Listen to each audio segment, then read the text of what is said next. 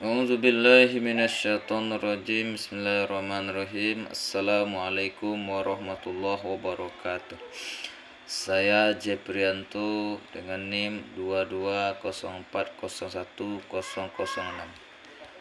Saya akan menyampaikan sebuah materi dengan mata kuliah pembelajaran Al-Quran Hadis Pendidikan Agama Islam yang berjudul Hakikat dan prinsip-prinsip pembelajaran Al-Quran Hadis.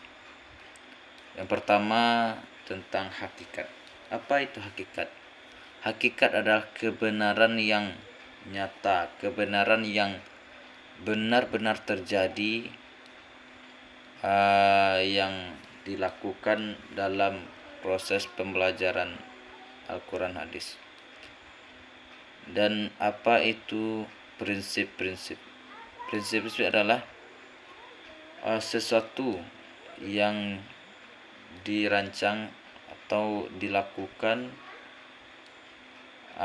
yang mana sesuatu itu setelah dilakukan dan rencana yang baik, maka itu akan terkelola dengan baik sehingga pembelajaran akan lebih terarah.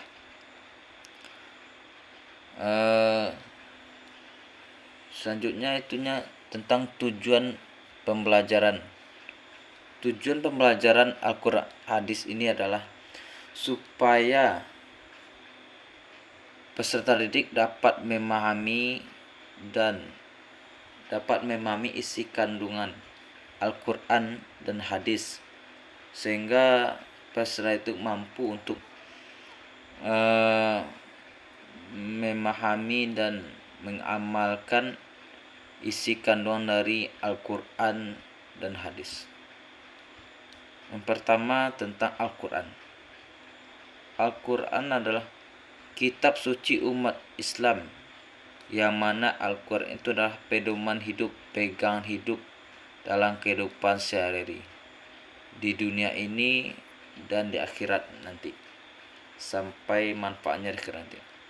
Dan apa itu hadis? Hadis adalah perbuatan, perkataan, dan ketetapan oleh Nabi Muhammad SAW. Kalau tentang Al-Quran, kita ajarkan kepada yang pertama kali kepada peserta didik, itunya tentang hurufnya. Apa itu, bagaimana huruf Al-Quran, tajwidnya, makhrajnya, sehingga dengan kita ajarkan dengan baik, peserta didik mampu membaca dan melantunkan ayat-ayat Al-Quran itu dengan baik. Dan kita juga ajarkan artinya atau terjemahannya, dan kita berikan pemahaman tentang apa isi kandungan Al-Quran itu.